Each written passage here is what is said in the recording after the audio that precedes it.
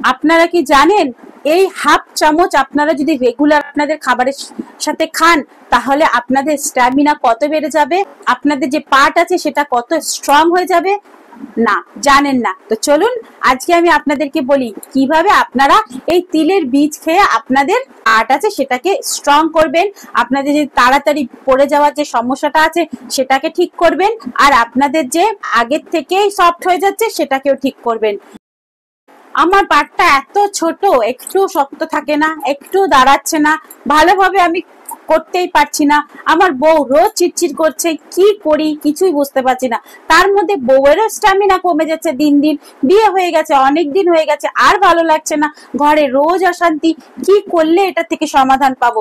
তার মধ্যে নিজেরও হয়ে গেছে অনেক হেলথ ইস্যু, সুগার হয়ে গেছে, প্রেসার হয়ে গেছে। তাহলে এমন কি আছে যে এই সুগার প্রেসারের মধ্যেও খেলে আপনাদের স্ট্যামিনা বেড়ে যাবে, আপনাদের যে পার্টস আছে সেটাতে হার্ডনেস এসে যাবে, আপনাদের যে তাড়াতাড়ি পড়ে যাওয়ার সমস্যা আছে সেটাও চলে যাবে। তো চলুন বন্ধুরা, আজকে এই সব প্রবলেমের একটাই সলিউশন নিয়ে আসছি, সেটা হচ্ছে কি তিলের বীজ।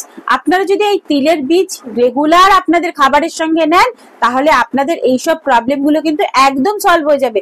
কিন্তু এই তিলের বীজটা কি করে খেতে হবে, কতটুকু খেতে হবে, রোজ যদি এক মুঠো মুঠো করে খাই তাহলে কি ঠিক হবে? তো সব আমি ডিটেলে পুরো বলতে চলেছি, আরো হেলথের কোনটা কোনটা ভালো হবে সেটাও বলতে চলেছি। তাই ভিডিওটা কিন্তু অনেক ইনফরমেটিভ, কেউ স্কিপ করবেন না, পুরো ভিডিওটা দেখবেন। চলুন বলা যাক। সবাই তিলের সাথে পরিচিত, কেন তিলের তেল হয়, তিল দিয়ে খাবার হয়। তিল এমনই একটা জিনিস যেটা আমরা সবাই পরিচিত। এই যে তিলের বীজের যে এত গুণ আছে আমরা কিন্তু সেটা জানি না।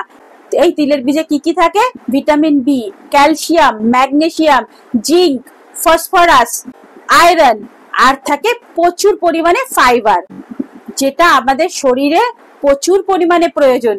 ক্যালসিয়াম, ম্যাগনেসিয়াম, ফসফরাস আর জিঙ্কের কারণে আমাদের বোনসকে অনেক স্ট্রং করে তোলে। যখন আপনারা অ্যাক্টিভিটি করছেন সেই সময় আপনার পেলভিক যে বোনস গুলো আছে সেগুলো যদি স্ট্রং না থাকে তাহলে আপনারা কিন্তু এই অ্যাক্টিভিটি করতে পারবে না, বিভিন্ন রকমের পদ্ধতিও ট্রাই করতে পারবে না। তাই আপনাদের বোনসকে স্ট্রং করা অনেক জরুরি। সেই জন্যই বলা হয় কিগেল এক্সারসাইজ করতে, যাতে আপনাদের যে পেলভিক বোনসটা আছে সেটা কিন্তু স্ট্রং হয়। তো সেটা কিন্তু এই তিলের বীজ থেকেও পাওয়া যায়। এর মধ্যে থাকে গুড ফ্যাট, যেটা আপনাদের হার্ট হেলথকে ভালো রাখে, তার সাথে সাথে শরীরে অতিরিক্ত রক্তচাপ কমিয়ে দেয়। যেহেতু অতিরিক্ত রক্তচাপ কমিয়ে দেয় আর ফাইবার থাকার কারণে হজম শক্তিকেও কিন্তু অনেক বেটার করে তোলে। রেগুলার যদি আপনি 1 টেবিল স্পুন ফ্রাই করে খাওয়ার পরে আপনি খেতে পারেন তাহলে কিন্তু আপনার হজম শক্তি অনেক বেটার হয়ে যাবে, আর আপনাকে অলস ভাব আসবে না, পেট ভরা ভরাও লাগবে না, যেটা কিন্তু আপনার এই ইডির প্রবলেমের একটা কিন্তু বড় কারণ। তিলের তেলে থাকে প্রচুর পরিমাণে জিঙ্ক, যেটা আপনার শরীরে কোলাজেনের মাত্রা বাড়িয়ে তোলে। আর কি থাকে? Vitamin E. Vitamin E fatty acid থাকে, যার কারণে আপনাদের স্কিনও কিন্তু ভালো করে। যাদের পিয়ের মাথার স্কিন ফেটে ফেটে যাচ্ছে, মিসেসের যে ভি আছে তার স্কিনের প্রবলেম হচ্ছে, সেজন্য কিন্তু এই তিলের বীজ অনেক ভালো। কারণ তিলের বীজ আপনাদের স্কিনের ড্রাইনেসকে কমিয়ে দেয়। শুধুমাত্র ওই এরিয়া না, আপনি যদি রেগুলার আপনার খাবারের পরে তিলের বীজ খেয়ে থাকেন তাহলে আপনার ফেসের উপরেও কিন্তু ইফেক্ট পড়বে। এই কারণগুলো ছাড়াও তিলের বীজে ম্যাগনেসিয়াম থাকার কারণে যাদের শরীরে খিঁচুনির প্রবলেম আছে সেটাও কিন্তু ঠিক হয়ে যাবে। আর তার সাথে সাথে ঘুমের সমস্যাও সমাধান হয়ে যাবে।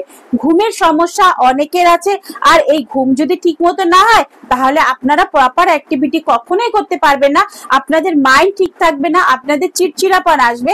তাই ঘুমের সমস্যা যদি সমাধান হয়ে যায় তাহলে আপনাদের এই চিড়চিড়াপনও চলে যাবে। তাই তিলের বীজ যদি আপনারা রোজ খান ম্যাগনেসিয়াম পেয়ে যাবেন, আর ম্যাগনেসিয়াম আপনাদের এই প্রবলেমগুলোকে সলভ করে দেবে। তো এখন তো আমরা জেনে নিলাম তিলের বীজ আমাদের কি কি করে, কিন্তু এটা কতটা পরিমাণ খেতে হবে সেটা কি আমরা জানি? এখন জেনেছি বলে আমরা যদি এখন মুঠো মুঠো করে খেয়ে নিই তাহলে কি এটার উপকার হবে? উপকারের জায়গায় উল্টে আমাদের ক্ষতি হয়ে যাবে। তাই মুঠো মুঠো করে তিলের বীজ না খেয়ে জাস্ট অল্প একটু, হাফ চা চামচ, একটা চা চামচের 1 চামচ তুলে অর্ধেকটা রেখে অর্ধেকটা আপনি রোজ আপনার খাবারের পরে ভালো করে চিবিয়ে চিবিয়ে খেয়ে নেবেন। আর একটা কথা, তিলের বীজ কি সবাই খেতে পারবে? না, সবাই খেতে পারবে না। যাদের স্টোনের প্রবলেম আছে তারা কিন্তু এই তিলের বীজ একদম খাবেন না।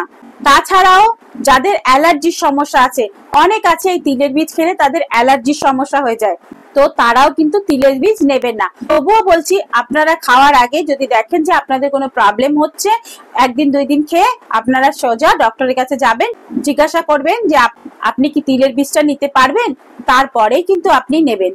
যদিও তিলের বীজে কোনো প্রবলেম হয় না, কেন আমরা দৈনন্দিন জীবনে খাবারের মধ্যে অনেক তিলের বীজ খেয়ে থাকি, এটাতে কোনো প্রবলেম হয় না। তবুও বলছি যদি আপনাদের মনে হয় তাহলে আপনারা একটু ডক্টরের সালাহ নিয়ে নেবেন, কোনো অসুবিধা হবে না। তো চলুন বন্ধুরা, আজকের ভিডিওটা এখানে, আশা করি অনেক ইনফরমেটিভ লেগেছে। যদি ভালো লেগে থাকে তাহলে একটু লাইক, কমেন্ট আর শেয়ার করে দেবেন। আবার দেখা হচ্ছে নেক্সট ভিডিওতে, ততক্ষণের জন্য টাটা, বাই বাই। সবাই ভালো থাকবেন, সুস্থ থাকবেন, অনেক অনেক হ্যাপি থাকবেন।